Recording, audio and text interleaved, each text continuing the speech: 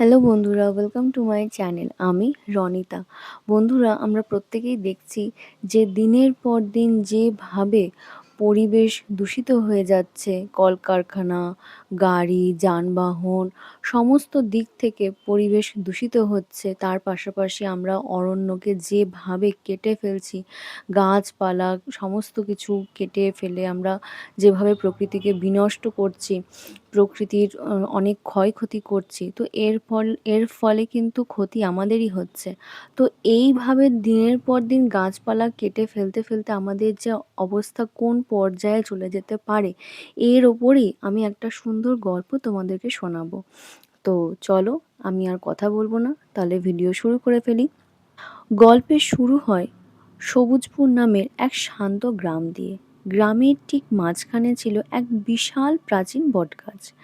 গ্রামের মানুষ মনে করত এই গাছটি তাদের রক্ষাকর্তা। গাছের ছায়ায় হাট বসতো, শিশুরা খেলতো আর বৃদ্ধেরা গল্প করত। কিন্তু সময়ের সাথে সাথে মানুষের লোভ বাড়তে থাকে। গ্রামের চারপাশ দিয়ে শুরু হয় বড় বড় দালান কোঠা আর কলকারখানা তৈরির কাজ। সবুজপুর ধীরে ধীরে ধূসর হতে শুরু করলো।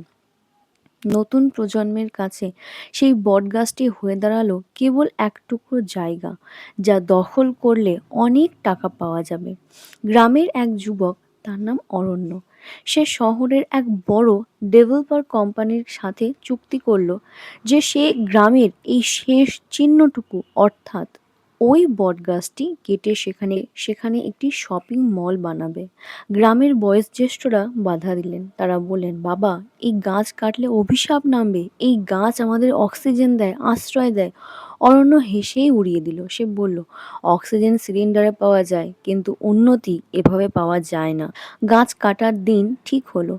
বিশালাকার করাত নিয়ে শ্রমিকরা এলো। প্রথম কোপটি যখন গাছের গায়ে পড়ল, তখন এক অদ্ভুত নিস্তব্ধতা নেমে এলো চারিদিকে। কোনো পাখি ডাকলো না, বাতাস থেমে গেল। অরণ্য খেয়াল করলো গাছ থেকে কষ নয়, বরং লালচে রঙের এক তরল বের হচ্ছে। সে সেটাকে স্রেফ গাছের রস ভেবে এড়িয়ে গেল। গাছটি কাটার ঠিক 3 দিন পর শপিং মলের কাজ শুরু হলো, কিন্তু হঠাৎ করেই আবহাওয়া বদলে গেল। এমন গরম পড়তে লাগলো যে আগে কখনো কেউ দেখেনি। গ্রামের কুয়ো শুকিয়ে গেল, পুকুরের মাছ মরে ভেসে উঠল। সবচেয়ে অদ্ভুত বিষয় হলো অরণ্যের নিজের অবস্থা। সে নিঃশ্বাস নিতে পারছিল না। ডাক্তাররা পরীক্ষা করে দেখলো যে তার ফুসফুস একদম ঠিক আছে, কিন্তু বাতাসে যেন প্রাণ নেই। অরণ্য রাতের স্বপ্নে দেখতে শুরু করলো সেই কাটা বটগাছটিকে।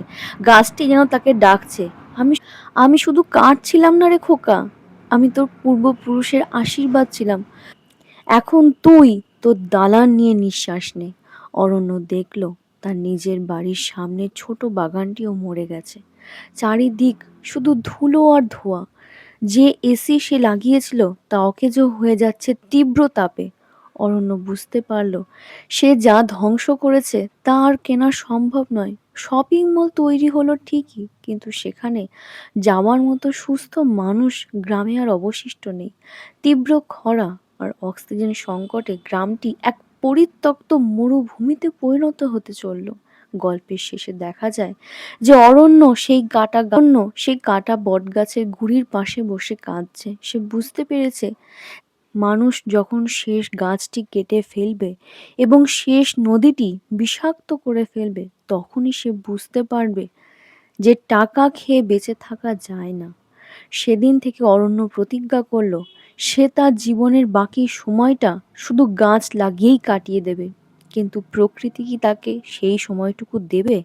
বন্ধুরা, এই গল্পে অরণ্য বলে যে ক্যারেক্টারকে দেখানো হয়েছে, এটা কিন্তু যদি আপাত দৃষ্টিতে দেখতে হয়, তাহলে এটা কিন্তু সম্পূর্ণ আমাদেরকেই দেখানো হয়েছে। কারণ আমরা যে দিনের পর দিন যে অন্যায় করছি, সেই অন্যায়ের ফল কিন্তু আমরা যেমন ভুগছি, তার পাশাপাশি সবাইকেই কিন্তু ভুগতে হচ্ছে। সবসময় কিন্তু এটাই বলা হয় যে গাছ লাগাও, প্রাণ বাঁচাও। কিন্তু আমরা গাছ লাগানোর থেকে বড় কথা হচ্ছে আমরা নিজের প্রয়োজন ছাড়াই গাছ কেটে ফেলছি। যেখানে বলা হয় যে একটা গাছ কাটলে সেই জায়গায় দুটো গাছ লাগানোর দরকার। আমরা সেটা তো করছিই না, উপরন্তু নিজেদের ইচ্ছে খুশি মতো গাছপালা কেটে দিচ্ছি। আজকে এই গল্পে যেরকম দেখা যাচ্ছে যে অত সুন্দর একটা বটগাছ ছিল, কিন্তু অরণ্য শুধুমাত্র নিজের স্বার্থের কথা চিন্তা করে যখন সেখানে শপিং মল করলো, তখন সে সেই দেখছে যে তার সেই শপিং মলটা করেও সে কোনো সুখ শান্তি আনন্দ যে জন্য সে শপিং মলটা বানালো সেটা সে পেল না। তো ঠিক সেই রকমই আমাদেরও কিন্তু তাই রকমই হচ্ছে। দিনের পর দিন প্রকৃতির এই ক্ষতির জন্য সমস্যায় কিন্তু আমরাই পড়ছি। আমরাই কিন্তু পুরো সভ্যতাকে একটা বিনষ্টের পথে নিয়ে চলেছি। যার জন্য আমরা যে ক্ষয়ক্ষতি করছি, যে যে পরিমাণে আমরা সমস্ত কিছু নষ্ট করছি দীর্ঘ বছর বাদেও, সেটা কিন্তু কখনোই ঠিক হওয়া সম্ভব না। তো এই গল্পটা আমাদেরকে এটাই সচেতন করাচ্ছে যে সবসময় এমন কাজ করো যে কাজ করাতে যাতে সকলের ভালো হয়, সকলের মঙ্গল হয়। একা শুধু স্বার্থপরের মতো নিজের কথা ভেবে নিজের মতো কাজ করা কিন্তু মোটেও ঠিক না। আজকে অরণ্য সে নিজে একটা খুব সুন্দর একটা শপিং মল বানাতে চাইলো, যার জন্য বহু দিনের পুরনো অত বড় একটা বটবৃক্ষ বট গাছ তার কাছে সেই গাছটা অপ্রয়োজনীয় মনে হলো। তার জন্যই সে সে ওই গাছটাকে কেটে ফেললো। কিন্তু গাছটা কেটে ফেলার সঙ্গে সঙ্গেই তার শরীরে কিন্তু নানান রকমের সমস্যা দেখা দিল। তো ঠিক সেই রকমই আমাদেরকেও সেরকম বোঝানো হচ্ছে যে আমরা যদি এখনও নিজেদের ভালোটা বুঝতে না পারি, তাহলে কিন্তু আগামী দিনে আমাদেরকেই কিন্তু সমস্যায় পড়তে হবে। এই সমস্যা শুধু আমরাই পড়ব তা নয়, আমাদের আগামী প্রজন্মকেও কিন্তু ভুগতে হবে। দীর্ঘদিন ধরে আমরা দেখতে পাচ্ছি যে প্রকৃতি বিনষ্ট হচ্ছে, প্রকৃতি তার হ্রাস পাচ্ছে, আর নানান রকমের সমস্যা দেখা দিচ্ছে। কলকারখানার কারখানার ধোঁয়া এত বেশি পরিমাণে হচ্ছে, মানুষের আগে যেরকম গরম লাগতো এখন যেমন তীব্র তাপপ্রবাহ চলছে। এগুলো কার জন্য হচ্ছে? এগুলো আমাদের জন্যই কিন্তু হচ্ছে। প্রচুর পরিমাণে আমরা গাছ কেটে ফেলছি, এত পরিমাণে গাছ কেটে ফেলছি যা ভাবাই যাবে না। কারণ আমরা আমাদের নিজেদের মনের ইচ্ছেগুলোকে পূর্ণ করার জন্যই, যে না এখানে একটা কলকারখানা হবে, এখানে একটা শপিং মল হবে, এখানে এই হবে, এই সমস্ত চিন্তাগুলো করতে করতে আমরা প্রকৃতির যে দিকটা, সেই প্রকৃতির কথাটা আমরা সম্পূর্ণ ভুলেই যাচ্ছি। প্রকৃতি আমাদের কিন্তু এত কিছু দিচ্ছে, এত কিছু করছে। আজকে প্রকৃতি যদি না থাকে তাহলে কিন্তু এটা একদম ধ্রুব সত্য। না জানি হয়তো আমাদেরও সেই অরণ্যর মতোই অবস্থা হয়তো হতে পারে, বলা কি যায়। এই গল্পে এটাই বোঝানো হচ্ছে যে সময় থাকতে নিজের ভালোটা নিজে বুঝে নাও। যেমন কথায় আছে যে দাঁত থাকতে দাঁতের মর্ম বুঝে নেওয়া দরকার।